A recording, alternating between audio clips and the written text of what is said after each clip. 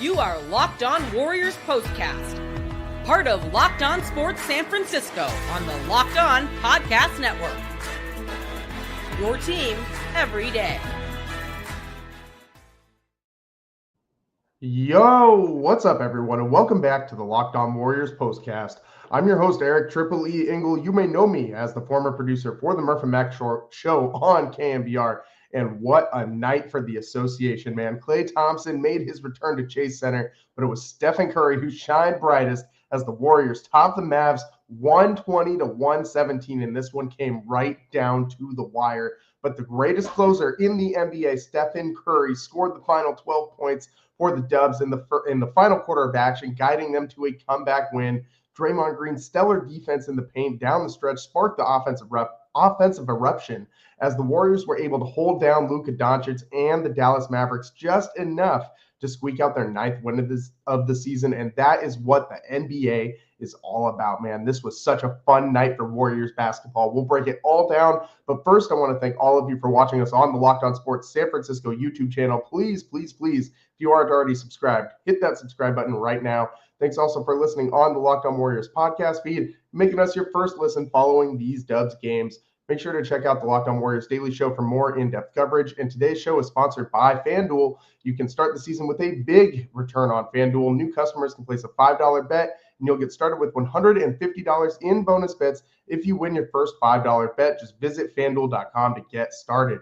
And in this one, it was obvious from the tip, from the jump, from the pregame intros, that this was not just your average regular November 12th game in the NBA. It was not just another regular season matchup. It was Klay Thompson making his return to the Bay, to Chase Center, where he won 4 NBA championships. I guess he didn't win all of them there at Chase in San Francisco, but you get the point. With this same franchise, with Steve Kerr, with Draymond Green, the core, I mean, it was memories, man. And the preseason or the pregame intro for Klay, where they had the tribute on the video board, was awesome. It got me all in my feels in the beginning of this game, man. Just it was crazy just thinking back how dominant this run has been, how long it was for Steph, Klay, and Draymond here in the Bay, and just ever since they were little kids. Like, Steph still kind of has that baby face look to him a little bit, but man, those guys used to look like literal children running around out there just doing things that the world had never seen before done on a basketball court. And they changed the game. They changed the way the NBA plays, and the Warriors honored Klay Thompson. The fans honored Klay Thompson very well tonight. You know, the massive ovation that he got, obviously well-deserved, expected. It shouldn't have been anything less, and it wasn't. The Warriors hit the nail on the head with the pageantry for Klay, and it was good to see Klay be so receptive to it, and to see him, you know, out in the middle of the court, like taking the moment in, smiling from ear to ear, just cheesing out there on the floor, and clapping, acknowledging the fans, waving back to him. It was all good stuff, because we heard in the lead up to this game, Klay kind of had some salt in some of the interviews where he was asked about his return here. And I think that you can chalk that up to the difference between the business of basketball and, you know, the actual love that players feel for the cities that they play for, the players they play alongside. These are two different things. The business of basketball is obviously, you know, but Klay wasn't very happy about the way that this ended with the Warriors, and I think that that's pretty obvious. But hey, for what we saw on the court tonight, for what the Warriors have done this season so far, it's hard to make the case that the Warriors made the wrong move. And let's get into, you know, there was so much pageantry around tonight's game. Like, we're kind of delaying getting into the game of what actually happened out there. So let's get into it a little bit. Steph and Draymond came out super hot tonight. And right away in the first quarter, you could tell that they were both looking to get involved early and often in this one. Steph hits a 3 early on in that first quarter and gave Klay the finger guns immediately. And Steph and Klay were matched up on each other a lot in this one. And that was really, really fun to watch. Steph said that first possession, like guarding Klay and being guarded by him, was kind of a blur. And then he also said that it was kind of, you know, once he settled in, he realized it was more like practice. When those two guys used to face off all the time, just not on the NBA court in an actual game before. And today we got to see it happen. And Klay was doing his thing out there too. He had a great night, probably his best night as Maverick, maybe his second best night. But he had 22 points on 6 of 12 from three-point land.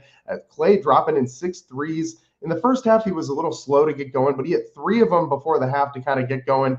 Bailed him out of what was otherwise kind of a subpar first half for Klay Thompson. And after he hit one of those threes, looked right at Steph and hit him with the shimmy and hit him with the patented Steph shimmy, man. In post-game, Steph was asked about it, and he said, quote, "Klay knows better than that." And look what happened. Look what it turned on inside of Steph. Steph said, "We ain't having any of that." So in the second half, Steph Curry went absolutely bananas. This dude in the fourth quarter scores the Warriors' final 12 points just threw him on his back and said, "Let's go win this game." Steph finishes with 37 points, 9 assists, and 6 rebounds. This man was all over the place. He also had 2 blocks and a steal. 14 for 27 from the floor, 5 of 12 from three-point land in 35 minutes. Steph was the closer that we know him to be in this one. And let's go through some of that fourth quarter. Just the last 5 minutes of this game was playoff basketball. That's what it felt like. I mean, Warriors and Mavericks had a very, very intense battle in the playoffs. When the Warriors went on to win the 2022 NBA championship, they met the Mavs in the Western Conference Finals, and Luka always plays the Warriors super, super, super tough. He averages more than 30 points a game against the Warriors throughout his career. But his first season in the NBA, he averaged 23 points a game against the Warriors. And his second season, 28.7. Since then, it's 36 points a game in 2020 and 2021, 31.5 in 21-22, 35.5 in 22-23, and 30 in 23-24. So you get the point of what I'm trying to say is Luka Doncic just owns the Warriors. And I mean, this is one of the best players in the NBA. Luka is, so fun to watch. This guy is, Charles Barkley said at halftime, it's a treat to watch this guy play basketball. And I completely agree with that analysis. Luka just does things so unconventionally, the way that he slows down the game to his pace. He can, he makes you dictate, or he dictates to what he wants to do. He makes the game adjust to him. He doesn't, make adjustments to what you're doing. He makes you adjust to him. He's that good. And tonight the Warriors were able to just barely beat the Mavericks. And the three-point shooting just got barely good enough at the end for the Warriors to pull this one out, because they were really trailing in this one. And the two big things down the stretch for the Warriors, obviously the Steph flurry that we saw, and the Draymond Green defense on the interior, because the Mavs, when push came to shove and this game really started to slow down to a grinding halt there in the fourth quarter, where every possession was super sweaty and slow, and both teams were digging into their half-court sets. The Mavericks were going inside repeatedly, and Gafford was doing work, and Lively was doing work, and these guys were getting their points inside, because we knew that Doncic and Kyrie and Klay Thompson, the Dallas Mavericks big three, were gonna go out and get their points tonight. Doncic finished with 31. Of course, as we just said, he averages 30 a game against the Warriors. Why wouldn't he score 30? Klay finished with 22, and Kyrie finished with 21. The thing here is Gafford had 15, Lively had 12. So those two guys were also eaten on the inside. Gafford, 7 of 8 from the floor, and Lively, 4 of 6 from the floor. So between those two guys, you only missed 3 shots. And you had 27 points between your two big centers for the Mavericks. And if point total had gotten to 30 or higher, the Warriors would have lost this game, because the big adjustment that they made was switching Draymond into that middle of that defense, not letting him leave Gafford or Lively down the stretch, and Draymond really put down the clamps on Gafford. There were 2 possessions in a row, one where he just straight up blocked Gafford. Amazing play that Draymond made too. He's giving up so much size and strength on the much taller and thicker Daniel Gafford. And then the very next possession, Draymond fronts Gafford, and he forced a turnover as the Mavs threw the ball out of bounds, trying to go up and over Draymond Green to deliver the ball into the post. They couldn't get that pass in there. And Steph then has a crazy blow-by, scoop and score layup, gives the Warriors a 1-point lead inside of 2 minutes after those 2 defensive possessions. And that was the difference in this game that shifted all of the momentum to the Warriors. Prior to that, the Mavs were just going inside to Gafford. Luka had threw kind of like a weird lob to Daniel Gafford, who didn't throw down the alley-oop, but he corralled the lob and then went right back up for a dunk on the prior possession prior to being blocked by Draymond. And it was clear they were just going to keep feeding him in the post. The Warriors had no answer. When push came to shove and they had to have it, Draymond Green stepped up and showed you why. This guy is still one of the all-time greatest defenders in the NBA. He is still, right now, for my money, this guy should be the defensive player of the year right now in the NBA. I know it's only, we're 10 games in, 11 games in for the Warriors, but still, for my money, Draymond Green needs to be in consideration for the defensive player of the year this year. It's a travesty that this man's only won one in his career. We need to go get Draymond Green a second defensive player of the year. We need to advocate for this starting right now. Call your local state representatives and tell them Draymond Green, defensive player of the year. Don't actually do that. They have better things to do. But for real, Draymond Green, this guy has been so good for the Warriors. And offensively, he is such a good cog in this system, makes the team go with his screens, his ball screens and his dribble handoffs and everything that he does. Just spacing wise, hitting the three. Oh my God, it's a revelation. Draymond Green 2 of 4 from distance tonight. He has another couple of 3-pointers, and he's over 45% from 3-point land on the season. He is awesome right now for the Warriors. Draymond finished with 11 points, 2 blocks, and 3 steals, 7 boards for Draymond, 6 assists as well. So he did a little bit of everything, just stuffing that stat sheet. And obviously what comes up with the 2 biggest forced turnovers of the night with that block on Gafford and the very next possession, fronting him and forcing the Mavs to throw a ball out of bounds. And man, what a comeback for the Warriors. Steph Curry hits the dagger 3 with 26.4 left, hits them with the night and sends the Warriors home happy. He yells into the camera, this is his house. Steph, this was awesome. This whole game, this whole night, there was so much lead up to this game, and it delivered on every single level. It delivered on the pageantry. It delivered on the visual, us getting to see Steph and Klay virtually matched up against each other all night long, trading 3-pointers. And then this game comes down to the wire, and it's Steph who lifts the Warriors to victory. And wow, what more could you want from tonight? The crowd went absolutely nuts for all that, for the segment of Warriors fans that loves to point out how much louder old Oracle used to be. I'll put my hand up. That's also me. I think that the new Chase Center has kind of lost something compared to what the Dubs used to show out with their home crowds. But tonight, I have nothing to say about that. The Chase Center crowd tonight was absolutely electric.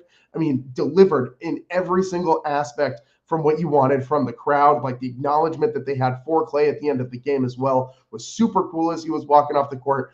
Everything tonight hit on every single level. This is, for my money, this is the most excited I've been after a NBA game in the month of November, maybe ever. And that's great news for the NBA, for the NBA Cup, the Emirates NBA Cup, which tonight was the opening night of Game 1 for the Warriors in group play. Game 2 will be against the Grizzlies on Friday, and then you'll have another game coming up a little bit later against the Hawks. It's not the very next one after the Grizzlies, but in group play now for the NBA Cup, the Warriors win their first game of the 4 in group play. So starting out the NBA Cup, good for whatever that's worth. Just I still can't really get 100% behind the NBA Cup. I don't know if you guys are 100% on board with this. I still think it's a little gimmicky. It's a little weird. It's a little European soccer-y for me. But hey, whatever. Whatever gets people more interested in the NBA in the early season, that's fine with me. So the Warriors tonight, an awesome win when Klay Thompson makes his return, 120-117. And Steph saves the day. We got to go through a little bit more of what Steph did next on the Locked On Warriors postcast. Today's show is brought to you by Mint Mobile. With big wireless providers, what you see is never what you get. Somewhere between the store and your first month's bill, the price you thought you were paying magically skyrockets. With Mint Mobile, you never have to worry about gotchas ever again. When Mint Mobile says $15 a month, when you purchase a 3-month plan, they mean it. While other providers around the nation constantly increase your rate with hidden fees, how great is it that Mint Mobile is just straight up with you? Say bye-bye to your overpriced wireless plans, jaw-dropping monthly bills, and unexpected overages. Mint Mobile is here to rescue you with premium wireless plans starting at just $15 a month. All plans come with high-speed data and unlimited talk and text delivered on the nation's largest 5G network. Use your own phone with any Mint Mobile plan and bring your phone number along with all your existing contacts. Ditch overpriced wireless with Mint Mobile's deal and get 3 months of premium wireless service for just $15 a month. To get this new customer offer and your new 3-month premium wireless plan for just $15 a month, go to mintmobile.com/lockedonnba. That's mintmobile.com/lockedonnba. Cut your wireless bill to $15 a month at mintmobile.com/lockedonnba. $45 upfront payment required, equivalent to $15 a month. New customers on first 3-month plan only. Speed slower, above 40 gigabytes on unlimited plan. Additional taxes, fees, and restrictions apply. See Mint Mobile for details. Welcome back to the Locked On Warriors postcast. I'm your host, Eric Triple E Engel. Tonight, the Warriors 120-117 win over the Dallas Mavericks and Klay Thompson's return to Chase Center, but it was Steph Curry's night to shine. And Steph, man, this was a master class from Steph. And we just got one just a couple nights ago. But hey, let's get another one. He had 36 points the other night. Well, let's set a new season high for this year with 37 for Steph Curry, a plus 24 plus minus, 14 of 27 from the field, 5 of 12 from 3, and 4 of 5 from the free throw line. He did miss that one free throw, 6 rebounds, 9 assists, a steal, and 2 blocks for Steph. And tonight was, the fourth quarter, man, the second half in general was really good, but the fourth quarter for Steph was what we will remember from tonight. He just took over, man. And this was what the Warriors absolutely needed. They had gone down by 5. It wasn't looking too good. And the Mavs were starting to pull away there in the fourth quarter. And they had all of the momentum. And then Steph comes out and just dominates, just absolutely takes the game over. And it's never ceases to amaze me that despite how old this guy is, despite that he's 36 years old and that he has all this mileage, all this wear and tear, how many shots does he hook up every single year? Last year, he had over 350 3-pointers, and this year, he could probably do it again. Like, Steph is amazing. This guy I'm running out of words to describe him. I feel like I've used every positive adjective in the dictionary, in the thesaurus. Like, this guy, just every night he just does you know what he's going to do. He's going to dance around with that 3-pointer around that 3-point line, and he's going to hit these pull-up step back threes that just rip your heart out, rip your soul out of your body. There's absolutely nothing you can do as a defender. You can't stay with him. It's impossible, because if you lock on him too heavy, he's just going to blow right by you and get to the dish, something that he did time and time and time again tonight. By the way, there were multiple times tonight where Steph got absolutely just obliterated on his way to the rim. This guy gets no whistle for a superstar, just the worst whistle of any superstar we've ever seen play this game. I stand by that statement 1,000%. I know that's probably sounds like hyperbole, but it's really not. Like, Steph never gets these calls, ever, ever, ever, but doesn't stop him from going to the hole, going hard to the rack. He does this over and over and over again amongst bigger bodies, taller defenders, and he takes the abuse and punishment. And for years, how long did we hear teams say, all you got to do is be physical with Steph and you'll throw him off his game? Well, teams have been physical with Steph for the last 13 years, and it's still not throwing him off his game. He's still doing what he's doing here at age 37 years old. And Steph is just, he's special, man. And keep enjoying this while he's here, because we will never have another Stephen Wardell Curry in a Golden State Warriors uniform again. Like, this guy, bonkers. What Steph has done for basketball in the Bay, what he's done for this franchise, for this fan base, it's almost immeasurable. Like, this guy is for my money, the single greatest Bay Area athlete to live in my lifetime. And that's a pretty lofty list. You got guys like Barry Bonds in there.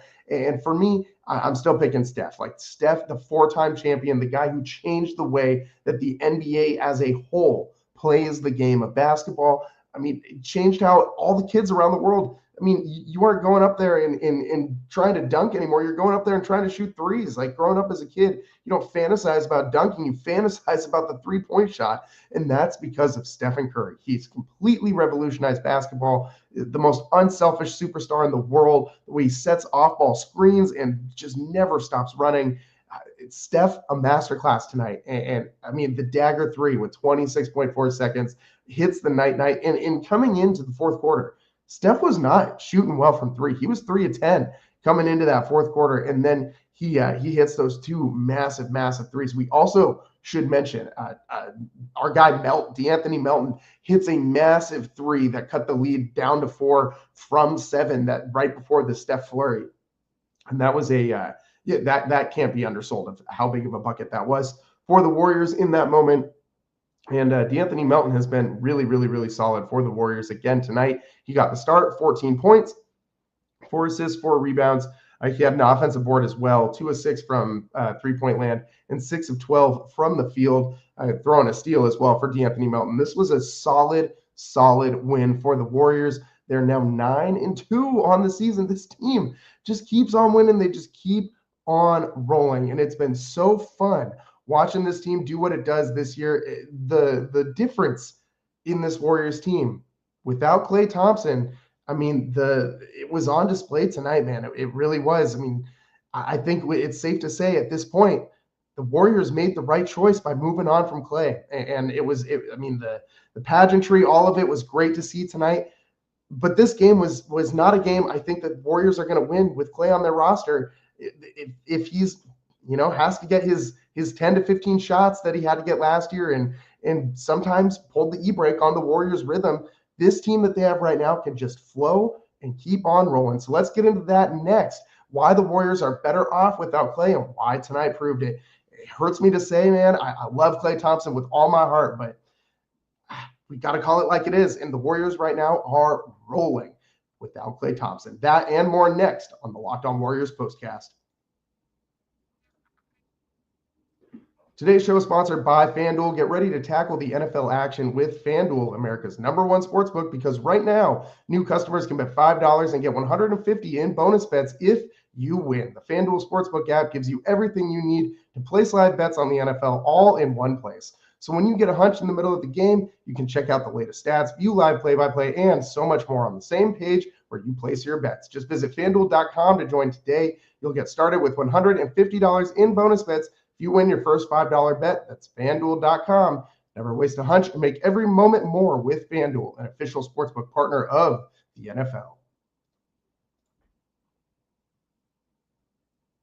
Welcome back to the Locked On Warriors postcast. I'm your host, Eric Triple E Engel, and tonight the Warriors top the Mavs 120-117. Steph Curry, a fourth quarter masterclass. Draymond Green, the defense that set it all up. We've gone through both of those things, and we talked about Klay Thompson's return. But all of this setting and context, we have to ask the question: are the Warriors better off without Klay Thompson? It's a question we've been asking ourselves all season long, and I think definitively, yes, resounding yes, especially after what we saw tonight. I mean, the Mavs got a good game from Klay. I mean, he had 22 on 6 of 12. That, I mean, from 3, like this was good Klay Thompson. We saw him, making the right plays with the ball, driving and dishing, kind of playing that role that you hoped he would play last year with the Warriors.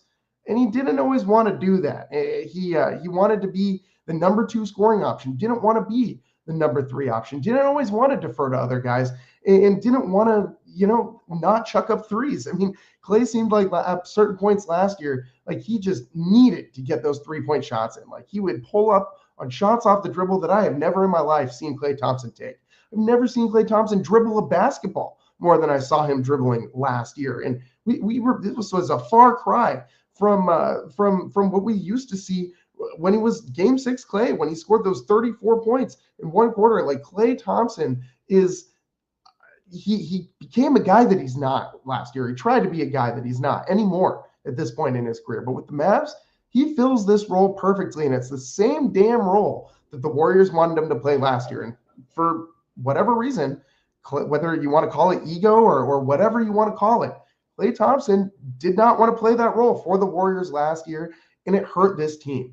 It hurt this team that he couldn't just be the three-point specialist, another one of those guys, maybe have some nights where when he's hot, he steps up and becomes that second scoring option to Steph Curry, but he couldn't take a backseat to guys like Jonathan Kuminga and other scoring options, Andrew Wiggins on the Warriors. And it really hampered the flow of this team.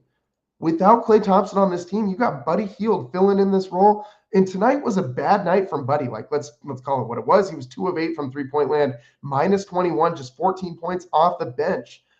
But you know, if you got that night from that kind of a bad night from Klay Thompson, I don't think that he ends up 6 of 13 from the field like Buddy did and having 14 points. I think Klay ends up pressing, and Buddy in that effort still had 0 turnovers. I think Klay probably ends up pushing and committing some turnovers like we saw him do last year. The Warriors, by the way, only 12 turnovers tonight to the Mavericks 17. They win the turnover battle again. This is something that this team has improved dramatically on this year. But back to my point about this team.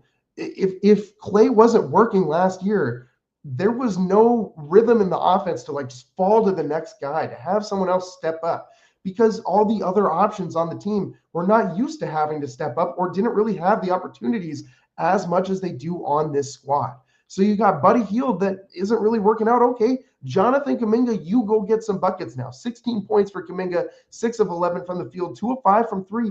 As I've said before, the three-point shots off the dribble for Kuminga, not the best. But when he's shooting that catch and shoot set shot from 3, he looks nice, man. That jumper is getting better and better, but that free throw line, 2 of 4 again, just 50%. That's not good. The Warriors 59% from the free throw line tonight. We didn't get into that as much as we probably should have, but if they lost this game, that would have been a big, big topic. And we've said that after a lot of Warriors games so far, that if they lost this game, we would be talking about free throws a lot. Well, and the Warriors keep finding three-pointers to bail them out of these types of games, but 59% from the free throw line is abysmal. That is Shaquille O'Neal territory. We need to figure that out, and the Warriors need to get better at shooting free throws. I mean, 2 of 6 for Trayce Jackson-Davis from the line is bad. But again, we're getting sidetracked again. Back my point about Klay. You have all these other options on the Warriors right now that are good to go whenever. Like you don't got to get ready if you stay ready. None of these guys got to get ready because they are always staying ready. Last year, it was kind of a get ready situation. Nobody on the Warriors was staying ready on that bench last year because there wasn't really a chemistry. There wasn't really a flow. You had a lot of, mouths to feed in the sense of, you had those big egos that needed those shots, and Klay Thompson was a part of that. The joy that you see the Warriors playing with right now, that wasn't there last year either. I don't think that it was a very, super happy kumbaya locker room last year at all times. And it seems like it's gotten a lot better with one big major change. And I hate to say it, but that's my guy Klay out there in Dallas now. And I hope that he fits in there better than he fit in with the Warriors in his last season in Golden State, because I love Klay Thompson. I want him to succeed. It's fun to watch Klay play basketball. It's like, how fun was it to watch Klay hitting threes tonight, even though it wasn't for the Warriors? I know it brought a smile to my face watching Klay do that and just going back and forth with Steph. I hope he succeeds in Dallas, but for the Warriors, they're better off without him. And that was on display again tonight. And the freedom that this team has to be able to play unbridled, fun type of basketball that they just didn't have last season with Klay in the lineup. And I think this is going to be one of those moves that at the end of the day, it works out better for both parties. I mean, I think Klay is going to have a nice year in Dallas, and I think the Warriors are going to be a better team this year, continue to be a better team without Klay Thompson on the roster. And that hurts my heart to say. I wanted him to be a Warrior for life. I wanted him to retire as a Warrior. I'm sure he will retire as a Warrior. His number will be retired in the rafters someday. It will hang up there. He'll have a statue in front of the stadium. All of these things will happen. But for this season, for right now, the Warriors are better off without Klay Thompson, and tonight proved it. Despite the fact that Klay had a great game for the Mavs, they still lost. And despite the fact that Klay's replacement, Buddy Hield, who has been playing a lot better than Klay has this year. If you go look at the numbers, Buddy Hield's beating them in damn near every category. Buddy had a bad night, and the Warriors were still able to win. And that's because this team is a lot more deep, and in the stay readiness of this team is something that wouldn't exist with the Klay Thompson still on this roster. It's just a matter of the gravity of the egos of these superstars as they age doesn't always work out with team chemistry and with allowing other players to blossom in the system. That's, I think, what we saw last season with Klay and the Warriors. Tonight, the Warriors are able to pull one out, 120-117 on the night that Klay returns to Chase Center. Everyone gets a captain hat. If you are out there and you, for some reason, don't want your captain hat, please, for the love of God, find me on Twitter, DM me. I will compensate you with real money, real money. Not asking for handouts here on the show, but just saying, hey, throwing it out there. But I digress. That's about all the time that we have for you guys today. What a game! What a night for the NBA, for the Golden State Warriors, for Steph Curry and Klay Thompson, for everybody who loves basketball. Man, this was a fun matchup, and it delivered in every single way. I mean, we had all the lead up to it. Every interview for both teams was for like the last week was about this game. We finally got here. We finally had this game. Klay had a great night, and the Warriors won. And Steph proved why he's Steph Curry. And we love Klay Thompson, but we still say Steph Curry is the greatest shooter in the history of the NBA. And that's no disrespect to Klay. Without Steph Curry, Klay would be that guy. They just happened to come into the league at the same time, and we were lucky enough to have them both on the same team for a decade plus and for 4 championships, man. What a night. What a night. That's all the time that we got for you guys today. I wish we had more time because I could just keep going on and on about this game. This was such a fun night for Warriors basketball. But that's all the time we got for you guys today. Make sure you tune in to our next show as we come to you live Friday. Warriors taking on the Memphis Grizzlies in the second game of the NBA Cup. And we'll be coming to you live as we always do after the final buzzer. So thanks for tuning in to the Locked On Warriors postcast. We'll see you next time. Peace.